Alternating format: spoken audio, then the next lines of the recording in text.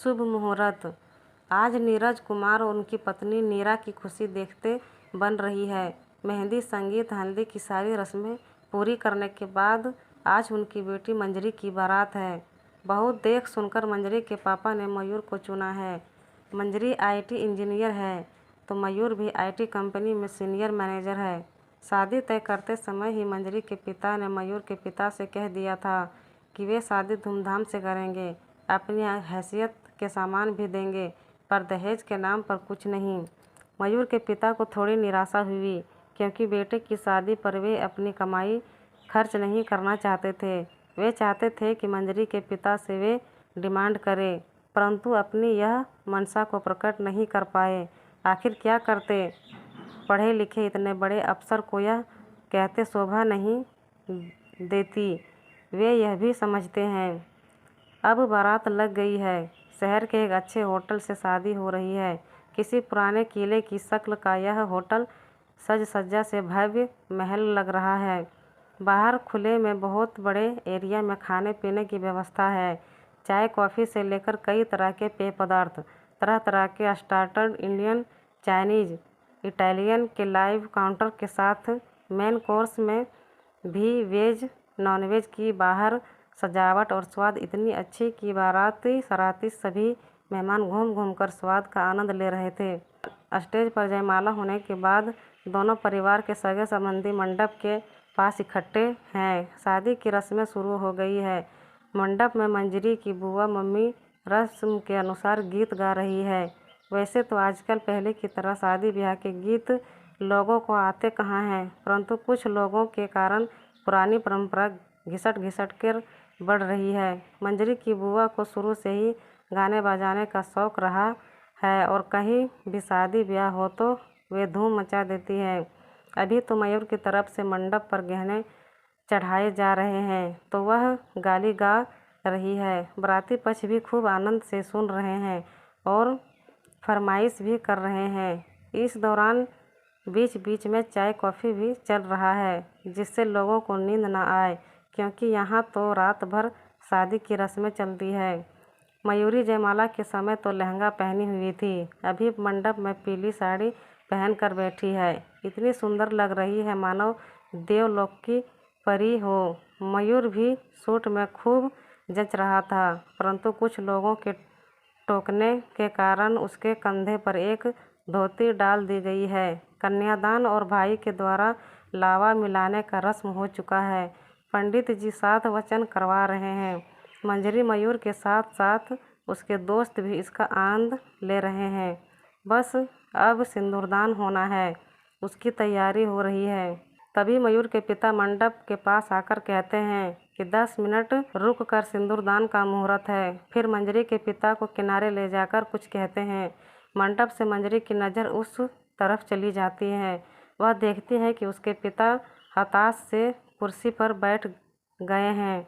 पिता को वैसे बैठे देखकर मंजरी अपने भाई को इशारे से बुलाती है और पूछती है क्या बात है, और पलक झपकते मंजरी का भाई बातें उस तक पहुंचा देता है। फिर तो अचानक मंजरी खड़ी हो जाती है और कहने लगती है, नहीं, मैं यह विवाह नहीं करूंगी। मंजरी के ऐसे कहने से पूरा वर वधू पक्ष सकते में आ जाता है। किसी को कुछ समझ नहीं आता कि अभी तक इतने उत्साह से सारी रस्म निभाने वाली मंजरी को यह अचानक क्या हो गया। बगल में बैठा मयूर भी कुछ समझ नहीं पाया। उसने मंजरी को पकड़ कर बैठाया और पूछा, आखिर बात क्या है। मंजरी ने धीरे से कहा, अपने पिता से पूछो। अभी तक शादी समारोह में जो उल्लास, खुशी, हंसी मजाक का माहौल था, अचानक से मातम में बदल गया। एक अजीब सी मनहूसियत छा गई। मंजरी की मम्मी और बुआ मंडप में बैठी थी तो वे वहीं बैठी रह गई। लग रहा था कि उनमें उठने की शक्ति नहीं बची है। उसके पापा जो कुर्सी पर बैठे तो उठे ही नहीं। उसके पापा के पास मामा चाचा बगल में खड़े कुछ मंत्राना करने लगे।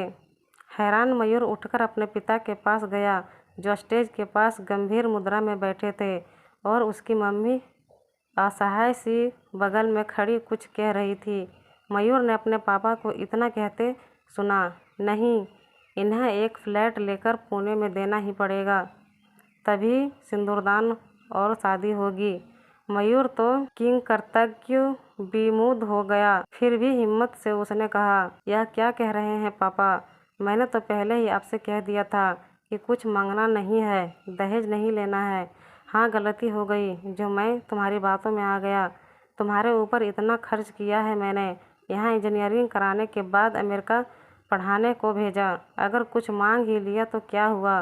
नहीं पापा, यह गलत है। हम लोगों को कमी ही क्या है? मेरा और मंजूरी दोनों का पैकेज ऐसा ही है कि 1 वर्ष के अंदर हम खुद फ्लैट ले लेंगे और आपको कुछ ज़रूरत हो तो वह भी पूरी कर देंगे। नहीं, मैं तुम्हारी बात नहीं सुनूंगा। यह सुन तमामता हुआ मयूर वहाँ से मंडप की तरफ आया और मंजरी के पापा के सामने हाथ जोड़कर खड़ा हो गया। उसने कहा, पापा की बातों से परेशान मत होइए और विवाह की रस्म पूरी कीजिए। उन्होंने कुछ जवाब नहीं दिया तो वह मंजरी के पास, जहाँ उसकी मम्मी बैठी थी, वहाँ जाकर उसने इसी बात को दोहराया। उसकी मम्मी ने तो कुछ नहीं कहा, लेकिन मंजरी बोली, यह तो अच्छा हुआ, शादी पूरी होने के पहले ही तुम्हारे पापा की मनसा का पता चल गया। मैं नहीं करूँगी शादी। तुम भी तो उसी परिवार के बेटे हो, मुझे विवाह कर उसी परिवार में तो जाना है। कल को सब मिलाकर मुझे अंतरणा देंगे, जला देंगे, मार देंगे, उसका क्या भरोसा? नहीं नहीं, मैं शादी नहीं करूँगी। तभी मंजरी के मामा ने उससे कहा, बेटी, जब मयूर कह रहा है तो उसकी बातों पर विश्वास करो और सिंदूर दान की रस्म पूरी करो। नहीं मामा, पढ़े लिखे होने से क्या होता है? दहेज से संबंधित बहुओं को जलाने मारने की खबरें तो रोज़ ही हो रही है। यहाँ तक कि लोग प्रेम विवाह करते हैं और बाद में लड़के के मन में ही लालच आ जाती है और मांग पूरी ना हो तो फिर जान भी ले लेते हैं। इस तरह से प्यार के अंकुर भी नहीं पनपते और एक प्रेम में पागल युवती इस तरह के चक्रव्यूह की शिकार हो जाती है। मंजरी को लग रहा है कि खुद पर उसका नियंत्रण नहीं, वह बस बोले जा रही है, परंतु परिवार के लोग चिंतित हैं कि विवाह के मंडप से लड़की उठ जाए तो उसका क्या होगा। पिता तो बिल्कुल मूक हो गए हैं, पर उसके चाचा ने आगे बढ़कर कहा, मंजरी, तुम्हें मयूर से तो कोई शिकायत नहीं, उसकी बात पर तो गौर करो। चाचा की इस बात से अचानक मंजरी को मयूर से पहली बार का मिलना याद आया, जब उसे पहली नज़र में ही लगा था कि यही उसके सपने का राजकुमार है। वह देखने में जितना स्मार्ट लगा, उसके विचार उतने ही परिपक्व। शादी तय होने के बाद भी वह 3-4 बार मिली है और हर बार उससे वह प्रभावित होती रही। उसे अपने पापा की पसंद पर गर्व हुआ।